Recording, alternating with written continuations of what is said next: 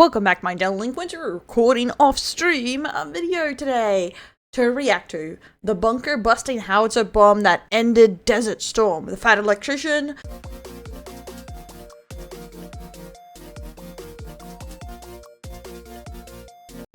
Today we're talking about that time that America may or may not have prematurely ended the Gulf War by creating a new type of bunker buster bomb known as the GBU-28, which is literally the barrel of a howitzer that they filled full of explosives and dropped on the enemy. Yeah, Uncle Sam ran out of ammo and threw the entire gun at the enemy.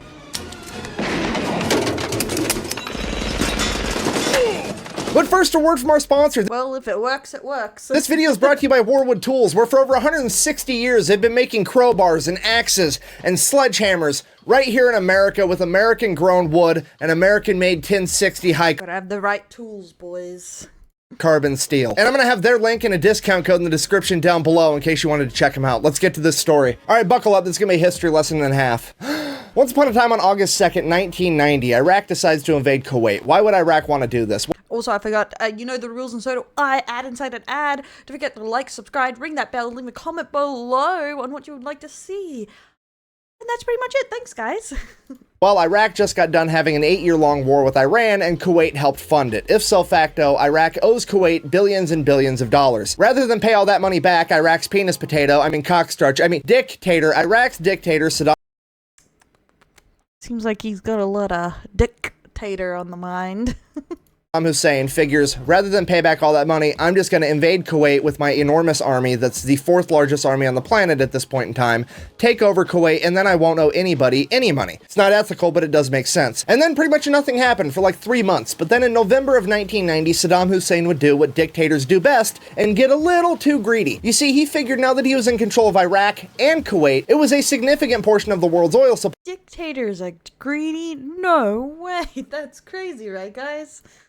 So he could actually slow down oil production, which would jack up global fuel prices, and he would literally make more money for doing less work. And while that was economically sound, it would turn out to be a tactical fucking error, because as soon as gas prices went up, the entire planet looked at Saddam Hussein like, so you have chosen death. Yep, soon as petrol prices or gas or whatever you want to call it in whatever country you're from goes up, everyone starts freaking the hell out, and you're public enemy #1 pretty much. The UN Security Council would then hold another meeting where they would decide to tell Saddam Hussein, you have until January 15th, 1991 to be out of Kuwait or you will be forcibly removed. Fast forward to January 15th, he is elected to not leave Kuwait. Game on, teams are now set. We have Iraq versus America and a team of fucking literally everyone else. Fast forward again like 48 hours, January 17th. Pretty much no one was happy. No one is happy with this situation for sure. 2:30 a.m. American and coalition forces will begin their air campaign against Iraq. And there will be over 1,000 aircrafts involved. Everything from B-52s to Apache attack helicopters. It's going to be a warheads on foreheads extravaganza. And just for context on how dangerous this mission is actually going to be, because I feel like most people don't know or don't understand how powerful the Iraqi military actually was at this point in time, they were the 4th largest military on the planet. And they were the most heavily fortified nation on Earth. As far as air defense goes, then that's pretty high up there. America's like #1, isn't it, for like big military, or up there around? Iraq had 154 surface-to-air missile sites servicing 16,000 missiles, 972 anti-aircraft artillery platforms, 2,400 anti-aircraft guns, 6,000 mobile anti-aircraft guns, 478 early warning radar arrays, and 558 combat aircraft on standby, all ready to get in a fight. That being said, fast forward again 2.5 hours, January 17th, 5 a.m. American and coalition forces have complete air superiority over Iraq and have dismantled all of that shit. And this is where the main problem arises. With complete air superiority, there's a good chance that they can actually make Iraq surrender without US and coalition ground forces having to go into Iraq. But the problem is the majority of the is going too easy, so you know something's about to go wrong, because nothing's ever this easy. Iraqi senior leadership, as well as pretty much their entire command and control infrastructure, is located inside of bunkers right outside of Baghdad. And these bunkers are 30 to 50 feet underground, and the walls are made out of 4 feet thick reinforced concrete. There's no bomb or weapon that America has that they can use from a plane to take out these bunkers. So America's gonna do the last thing you ever want America to do. They're gonna improvise. I mean, the obvious solution's just to make a bigger, better bunker buster bomb, but the problem with that is they don't have any infrastructure Say that 10 times real fast. Bigger bunker buster bomb. Structure to make a bigger bomb, and they're not going to be able to build that infrastructure and build the bomb in the amount of time it's going to take before American ground troops invade Iraq. Because once they do, they're going to be in a hurry because they're under the command of 4-star Army General Stormin Norman Schwarzkopf, aka the Bear. A man whose life motto was, when placed in command, take charge, and he does not think highly The Bear. When you hear the Bear as the nickname, it has a completely different viewpoint once you have the internet, honestly. of his adversary. When asked what he thought about Saddam Hussein, he said, and I quote, you know what, no, he'll say it. As far as Saddam Hussein being a great military strategist, he is neither a strategist, nor is he schooled in the operational art, nor is he a tactician, nor is he a general, nor is he as a soldier. Other than that, he's a great military man. I want you to know that. So they have to make this bomb in a hurry if they want to prevent ground Pretty much he knows nothing, Jon Snow. forces from going into Iraq. That's when somebody has the brilliant idea of using a howitzer barrel as the bomb's hull. I mean, it should work. It's a long, heavy piece of metal that's already heat treated, so it should penetrate concrete. And that's the idea they roll with. The Air Force gets a hold of the US Army. The US Army sends over 4 8-inch decommissioned M110 howitzer barrels to Watervliet Arsenal in New York. Watervliet Arsenal, being one of the most elite gun barrel manufacturers on the planet, gets to work immediately. They start milling and machining these barrels down to size so that they can fit pre-existing bomb components like nose cones and fins and so on. And Watervliet Arsenal tells the US Air Force they can have 4 of these bombs done in a week, which I cannot stress to you enough is absolutely insane. Yeah, I don't know. I'm no scientist, but that sounds a pretty quick turnaround for a bomb. To be able to machine 4 gun barrels that are 19 feet long and weigh 4,500 pounds each and are already heat treated is incredible. If you don't know about heat treating, when you heat treat metal, it becomes significantly harder, and that's actually why they needed the howitzer barrels, but it also makes it virtually impossible to machine. I mean, not impossible, but significantly harder to machine. Think about like trying to spread butter on toast versus trying to spread frozen butter Man, this really makes me want a piece of toast. on toast. That's about the difference there. So they get the first bomb done, but then they run into a problem. Because they've never worked with a bomb this big, they don't have any way to actually stand it up straight and be able to fill it with explosive. So if you can't pick a bomb up, what do? You beat the earth down. They take it outside, dig a hole, stick the bomb in the hole, standing up, so that they can fill this thing with explosive. Put They it in a hole. Seems so silly, doesn't it?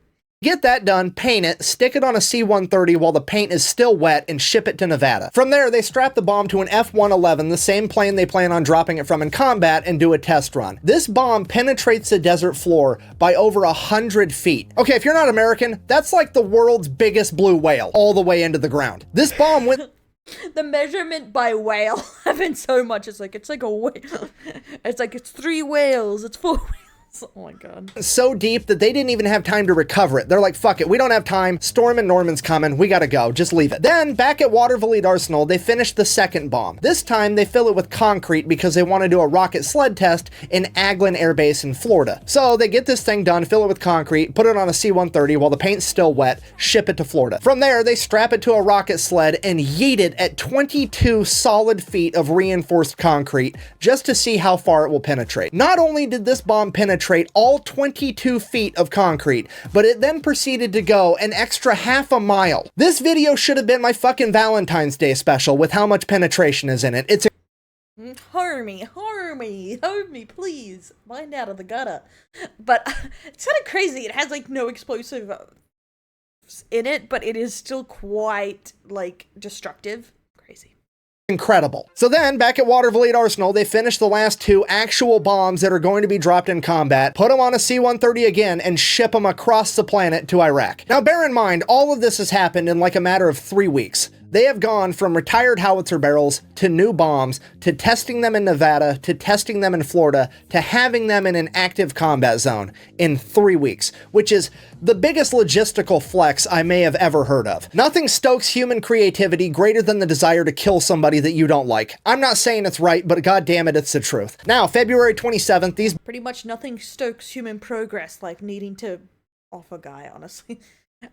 As cruel as that is, it's true completely in history. bombs are strapped to 2 F-111 aardvarks, and they are sent into combat to engage these bunkers. The first F-111 lines up his shot, and he fucking misses. Dude had one job. It didn't go in. But the second F-111 drains a three-pointer and gets a direct hit. Smoke immediately starts rolling out of the vents for this bunker, and it is completely obliterated. And the very next day, Saddam Hussein would sign a ceasefire and agree to leave Kuwait. Now, did he do that because of this bunker buster bomb? That part is actually impossible to say, because despite the fact they got this bomb done and dropped in only 3 weeks, they still were unable to get it done quick enough before US and coalition ground forces would invade Iraq. And in the 4 days that those ground forces were in Iraq, they completely decimated the Iraqi army, and parts of that army were already starting to surrender to them. So whether the reason that Saddam Hussein decided to surrender was because his army was defeated, or because he finally found out that he couldn't hide inside of his bunker anymore safe while he sent men out to die, is hard to say. But regardless, in conclusion, the overall moral of this story is whatever you do, try not to raise gas prices. Thanks for watching. Yeah, it's kind of funny that, like, the real tipping point here is just gas and petrol prices. But, yeah, it's really hard to know fully. Yeah, they were losing and on the back foot there, but is it really just because he couldn't watch back and see... And he could have actually been a casualty instead of just his men, and that's when he started to freak out? It's hard to know, but, yeah. Best way to support the channel is go buy some merch at thefatelectrician.com. Quack bang, out. So another little video here. Let's see if we can get an ending section. Usually put something at the You didn't marvel us for once. Okay. Sorry for some not as many ahead uploads for the membership, guys. I've been a little sick the last couple days, but we're trucking along after this. And we'll be seeing more regular stuff and not just doing our backlog.